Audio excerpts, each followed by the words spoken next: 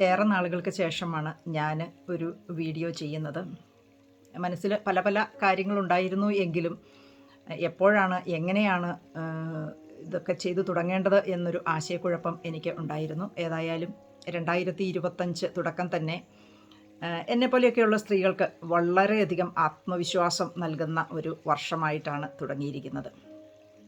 ഹണി റോസ് കൊളുത്തിവിട്ട ആ ഒരു പോരാട്ടം അത് രണ്ട് വശത്തും രണ്ട് രീതിയിലും മുന്നിലേക്ക് പോകുമ്പോൾ എനിക്ക് എൻ്റേതായിട്ടുള്ള ചില കാര്യങ്ങൾ പറയാനായിട്ട് ഞാൻ ആഗ്രഹിക്കുകയാണ്.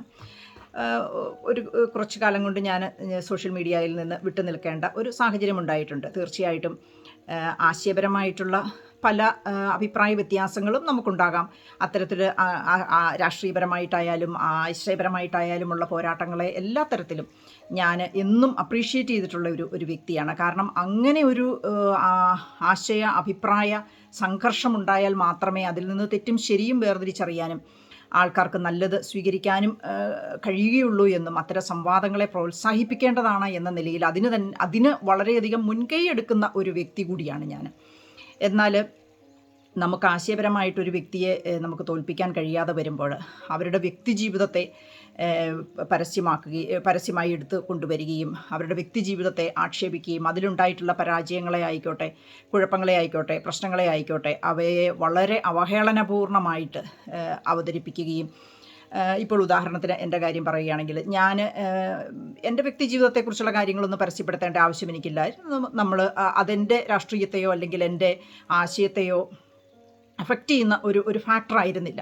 എന്നാൽ അത് എടുത്തുകൊണ്ടുവന്ന് വെച്ച് ഏറ്റവും ആക്ഷേപകരമായിട്ട്, അതായത് എന്നെ ഏറ്റവും അധികം വേദനിപ്പിച്ച ഒരു പരാമർശം എന്ന് പറയുന്നത് പലപ്പോഴും എൻ്റെ പോസ്റ്റിന് താഴെ വന്ന് പലരും എഴുതും, നിനക്കൊരു ആണിനെ നീ അറിയാത്തത് കൊണ്ടാണ്, അല്ലെങ്കിൽ നീ ഒരു ആണിൻ്റെ കൂടെ ജീവിക്കാത്തത് കൊണ്ടാണ് നിൻ്റെ പ്രശ്നങ്ങൾക്കെല്ലാം കാരണമെന്ന രീതിയിൽ എഴുതുക. അപ്പോൾ അത്തരത്തിൽ എഴുതുമ്പോൾ അതിന് ഒരു വ്യക്തി അങ്ങനെ നമുക്ക് വന്ന് എഴുതിയാൽ നമുക്ക് കുഴപ്പമില്ല, ആ വ്യക്തിയെ നമുക്ക് അവഗണിക്കാം.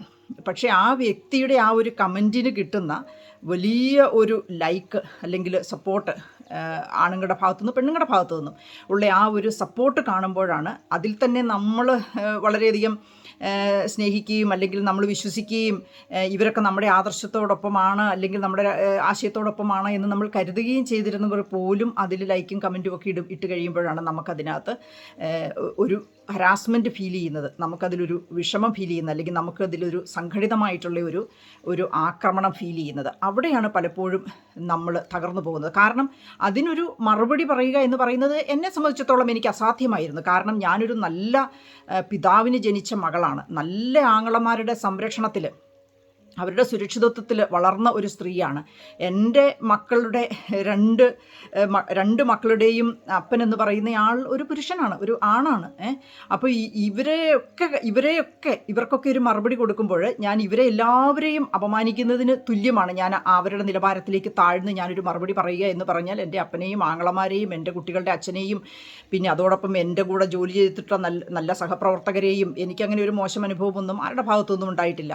അപ്പോൾ അങ്ങനെയൊക്കെയുള്ള ഒരുപാട് നല്ല ബന്ധങ്ങൾ, നല്ല റിലേഷൻഷിപ്പുകളെല്ലാം ഞാൻ അവഹേളിക്കുന്നതിന് തുല്യമാണ്. അപ്പം ആ ഒരു അവസരത്തിൽ ഇനിയിപ്പോൾ നമ്മുടെ ഒരു പോസ്റ്റിന് താഴെ മാത്രമാണെങ്കിൽ നമുക്ക് കുഴപ്പമില്ല. മറ്റു പോസ്റ്റുകളിൽ ന്യൂസ് ലിങ്കിൻ്റെ പോസ്റ്റിലേക്കൊക്കെ നമ്മളെ കുത്തി വിളിക്കുക, അവിടെ എല്ലാം സംഘടിതമായിട്ട് ആക്രമിക്കുക, നമുക്ക് സോഷ്യൽ മീഡിയയിൽ ഒരു പോസ്റ്റ് ഇടാൻ പറ്റാതെയോ ഒരു കമൻ്റ് ഇടാൻ പറ്റാതെയോ വരിക, നമ്മൾ എവിടെ ചെന്ന് പറഞ്ഞാലും ഇതിനെല്ലാം മറുപടികളായിട്ട് ഇത്തരം കാര്യങ്ങൾ പറയുന്നതിൽ കൊടുക്കുന്ന ലൈക്കുകൾക്ക്, ഇത്തരം ആഭാസന്മാർക്ക് കൊടുക്കുന്ന പിന്തുണ, സമൂഹം കൊടുക്കുന്ന പിന്തുണയാണ് നമ്മളെ ഏറ്റവും അധികം വേദനിപ്പിച്ചിട്ടുള്ളത്. അപ്പോൾ അങ്ങനെ ഒരു സാഹചര്യത്തിൽ സത്യം പറഞ്ഞാൽ ഞാൻ ആദ്യമൊക്കെ പിടിച്ചു നിന്നുവെങ്കിലും തുറന്നു പറയുകയാണെങ്കിൽ ഞാൻ മാനസികമായി വളരെയധികം തകർന്നു പോയി എന്ന് പറയുന്നതാണ് ശരി. കാരണം എൻ്റെ ജീവിതത്തിൽ എൻ്റെ കുടുംബജീവിതത്തിൽ പ്രശ്നങ്ങളുണ്ടായപ്പോൾ എൻ്റെ മക്കളായിക്കോട്ടെ, വീട്ടുകാരായിക്കോട്ടെ, സുഹൃത്തുക്കളായിക്കോട്ടെ, കൊളീഗ്സ് ആയിക്കോട്ടെ, എൻ്റെ എക്സ് ഹസ്ബൻഡിൻ്റെ വീട്ടുകാരായിക്കോട്ടെ, ആരും എനിക്കൊരു ഹാർഡ് ടൈം തരികയോ അല്ലെങ്കിൽ എന്നെ കുറ്റപ്പെടുത്തുകയോ എന്നോടൊരു വിഷമം പറയുകയോ ഇതൊന്നും ചെയ്തിട്ടില്ല. It's okay, you just move on എന്ന രീതിയിൽ വളരെ സ്വാഭാവികമായി ഞാൻ മുന്നോട്ട് പോയിക്കൊണ്ടിരുന്നപ്പോൾ ഇത്തരം സംഘടിതമായൊരു ആക്രമണത്തിൽ ആദ്യം പിടിച്ചു നിന്നെങ്കിൽ ഞാൻ മാനസികമായി വളരെയധികം തകർന്നു പോവുകയും ഇന്നുവരെ എൻ്റെ ജീവിതത്തെക്കുറിച്ചുണ്ടായിരുന്ന കാഴ്ചപ്പാടുകൾ, കൺസെപ്റ്റുകൾ ഇതെല്ലാം തകിടം മറിക്കുകയും ചെയ്യാൻ മാത്രം ശക്തമായിരുന്നു ആ ആക്രമണം എന്ന് പറയാൻ എനിക്ക് യാതൊരു മടിയുമില്ല. കാരണം എൻ്റെ മാനസിക നിലയെയും എൻ്റെ ചിന്താധാരയെയും പോലും മാറ്റിമറിക്കാൻ മാത്രം കെൽപ്പുള്ളതായിരുന്നു ഈ ഒരു ആക്രമണം. ഇനി ഞാൻ ഈ അവസരത്തിൽ ഹണി റോസിലേക്ക് വരികയാണ്. ഹണി റോസ് കടന്നുപോയിട്ടുള്ള സാഹചര്യം എന്ത് തന്നെയായിരുന്നാലും അത് 100% എനിക്ക് മനസ്സിലാക്കാൻ പറ്റുമെന്ന കാര്യത്തിൽ ഒരു സംശയവുമില്ല. കാരണം നമ്മൾ ആ പെൺകുട്ടി സിനിമയിൽ ഈ വസ്ത്രവും ഇതിനേക്കാൾ കുറവും കൂടുതലും എല്ലാം ധരിച്ച് നമ്മൾ കണ്ടിട്ടുണ്ട്. ഇത് ഒരു സംവിധായകൻ കൊടുക്കുന്ന ഡ്രസ്സ് അവരിടുന്നു, അവർ അഭിനയിക്കുന്നു എന്നൊക്കെ നമ്മൾ പറയുന്നു. ആരും ഈ സംവിധായകൻ എന്തിനാണ് ഈ സ്ത്രീയെ ഈ വേഷം ധരിപ്പിച്ചത് എന്ന് നമ്മൾ ആരും ചോദിക്കുന്നില്ല. നിങ്ങളെല്ലാവരും ആ സിനിമ പോയിരുന്ന് കാണുന്നു, അത് ആസ്വദിക്കുന്നു, തിരിച്ചു വരുന്നു, എല്ലാം ചെയ്യുന്നു. പക്ഷേ അതേ വസ്ത്രം ഇവർ സംവിധായകൻ കൊടുത്ത വസ്ത്രം ധരിച്ച് അഭിനയിക്കുന്നത് ഒറ്റയ്ക്കോ ഇരുട്ടുമുറിയിലോ ഒന്നും വെച്ചല്ല. ഒരുപാട് ജനങ്ങളുടെ മുൻപിൽ വെച്ച് ഷൂട്ടിംഗ് നടത്തുന്ന ക്യാമറാമാന് മറ്റാൾക്കാർ പ്രവർത്തകർ ഇവരുടെ എല്ലാം മുൻപിലാണ് ഇവർ ഈ വസ്ത്രം ധരിക്കുന്നത്. അതേ വസ്ത്രം അതേ സ്ത്രീ അവരുടെ സ്വന്തം ഇഷ്ടപ്രകാരം പൊതുമധ്യത്തിൽ ധരിക്കുകയോ അല്ലെങ്കിൽ ഫങ്ഷൻസിന് പോവുകയോ അവരൊരു ആക്ട്രസ്സായി തന്നെ അവരൊരു സിനിമാ താരമായി തന്നെ പബ്ലിക്കിൽ ജീവിച്ചാൽ ഉടനെ അവർക്ക് അവരുടെ വസ്ത്രം കാണുമ്പോൾ ആൾക്കാർക്ക് പ്രശ്നമുണ്ടാകുന്നു. അത് അലൗഡല്ല, അത് ധരിക്കാൻ പാടില്ല. അങ്ങനെ ധരിക്കാൻ പാടില്ലാത്ത ഒരു വസ്ത്രമാണ് അതെങ്കിൽ നിങ്ങൾ പറയേണ്ടത് ആ സിനിമയൊക്കെ സംവിധാനം ചെയ്യുന്ന ഈ വസ്ത്രങ്ങൾ സിനിമയിൽ നമ്മൾ എത്രയോ വട്ടം കണ്ടിട്ടുണ്ട്. ഈ സംവിധായകരോടാണ് പറയുന്നത്, ഇത് നമ്മുടെ സംസ്കാരത്തിന് ചേർന്ന വസ്ത്രമല്ല, നിങ്ങൾ എന്തിനാണ് ഇത്തരം വസ്ത്രങ്ങൾ ധരിച്ച സിനിമകൾ ഉണ്ടാക്കുന്നതെന്ന് നമ്മൾ ആരോടും ചോദിക്കുന്നില്ല, നമ്മൾ ആരോടും പറയുന്നില്ല, നമ്മളാരെയും എതിർക്കുന്നില്ല. ഇപ്പോൾ സിനിമ വേറെ ജീവിതം വേറെ എന്ന രീതിയിൽ നമ്മൾ എങ്ങനെയാണ് കാണുന്നത്? ഈ സിനിമയും ജീവിതവും ഒക്കെ യാഥാർത്ഥ്യം തന്നെയാണ് അല്ലേ? ഇനി ഒരാൾക്ക് നമുക്ക് അഭിപ്രായം പറയണ്ട എന്ന് ഞാൻ ഒരിക്കലും പറയത്തില്ല.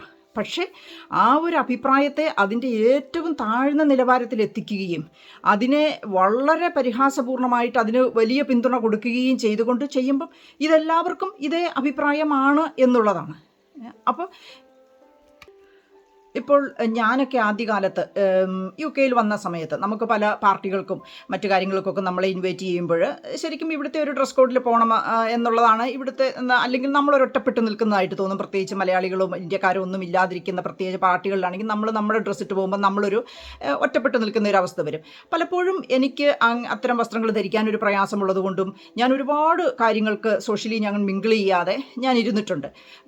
കാരണം നമുക്ക് ആ ഒരു കോൺഫിഡൻസ് നമ്മളത് ശീലിച്ചിട്ടില്ലാത്തതുകൊണ്ട് വർഷങ്ങളേറെ എടുത്തു നമുക്ക് ആ ഒരു ശൈലിയിലേക്കും ആ ഒരു രീതിയിലേക്കും നമുക്ക് വരാനൊക്കെ ആയിട്ട്. അപ്പോൾ ഞാൻ പലപ്പോഴും ചിന്തിച്ചിട്ടുണ്ട്, ഒരു സിനിമാ താരമായി ആയിരിക്കുന്ന ഒരു വ്യക്തിയെ നമുക്ക് ഈ ഒരു ഡ്രസ്സ് തന്നിട്ട് നിങ്ങൾ ഇങ്ങനെ അഭിനയിക്കൂ എന്ന് പറയുമ്പോൾ അവർക്ക് വളരെ പെട്ടെന്ന് അഭിനയിക്കാനായിട്ട് ബുദ്ധിമുട്ട് കാണും. അല്ലെങ്കിൽ അവരുടെ കോൺഫിഡൻസ് അവരുടെ ആത്മവിശ്വാസം നമ്മൾ വർദ്ധിപ്പിക്കാനായിട്ട് മറ്റുള്ളവരുടെ മുമ്പിൽ വെച്ചിട്ടായാലും ചെയ്യാനായിട്ടായിരിക്കും അവർ പബ്ലിക് പ്ലേസിലും അവർ ഉദ്ഘാടനത്തിന് പോകുമ്പോഴും ഒക്കെ അതേപോലെ തന്നെ വസ്ത്രം ധരിച്ചു പോകുന്നു. നമുക്കിഷ്ടമുണ്ടായിരിക്കാം, ഇഷ്ടമില്ലായിരിക്കാം. മറ്റുള്ളവരുടെ എല്ലാവരുടെയും സദാചാരം നമ്മൾ സ്ത്രീകൾ മുറുകെ പിടിക്കണം എന്ന് പറയുന്നതിൽ എന്താണ് അർത്ഥമിരിക്കുന്നത്? അതിന് അവരെ കൂട്ടായിട്ട് ആക്രമിക്കുക, എല്ലാ തരത്തിലും ഡീഗ്രേഡ് ചെയ്യുക, ഇത് കൈൻഡ് ഓഫ് എന്താ പറയുക, ഇത്തരത്തിലുള്ളൊരു മാനസിക നിലവാരത്തിലേക്ക് നമ്മൾ താഴുന്നത് കൊണ്ട് സമൂഹത്തിന് എന്ത് മെച്ചമാണ് ഉണ്ടാകുന്നത്? അപ്പോൾ പലപ്പോഴും ഈ സംഘടിതമായ ആക്രമണങ്ങൾ പിന്തുടർന്ന് ഉള്ള ആക്രമണങ്ങൾ ഒരു വ്യക്തിക്ക് അവരുടെ സ്വതന്ത്രമായിട്ടുള്ള ജീവിതം നയിക്കാൻ സാധ്യമാകാത്ത വിധത്തിലുള്ള ഇത്തരം സംഘടിതമായ ആക്രമണങ്ങൾ. ഇപ്പം നമ്മുടെ ചെറുപ്പകാലത്തൊക്കെ ആണെങ്കിൽ നമുക്കറിയാം, ഇരട്ടപ്പേര് വിളിക്കുക, റാഗിങ് ചെയ്യുക, കൂക്കി വിളിക്കുക, നമ്മൾ പോകുന്ന വഴിയിലും നടക്കുന്ന വഴിയിലുമൊക്കെ കൂക്കി വിളിക്കുക, ഇത്തരത്തിലുള്ള സംഘടിതമായിട്ടുള്ള ആക്രമണങ്ങൾ ശാരീരികമായ ആക്രമണങ്ങളെ പോലെ തന്നെ തുല്യമായിട്ടുള്ള ഇമ്പോർട്ടൻസോടുകൂടി തന്നെ കോടതിയും ഒക്കെ കാണുകയും അതിനെ റെസ്പോൺസിബിളായിട്ട് അതിനെതിരെ നടപടികൾ എടുക്കുകയും ചെയ്യുന്നത് വളരെയധികം സന്തോഷവും ആശ്വാസവും പ്രതീക്ഷയും നൽകുന്ന ഒരു കാര്യമാണ് എന്ന് ഈ 2025 വളരെ പ്രതീക്ഷ നൽകുന്ന ഒരു കാര്യമാണ് എന്നെ പോലെയൊക്കെ ഉള്ളവർക്ക്. കാരണം ഞാനൊന്നും കടന്നുപോയ വഴികളിലൂടെ ആരും കടന്നു പോകണമെന്ന് ഞാൻ ആഗ്രഹിക്കുന്നില്ല.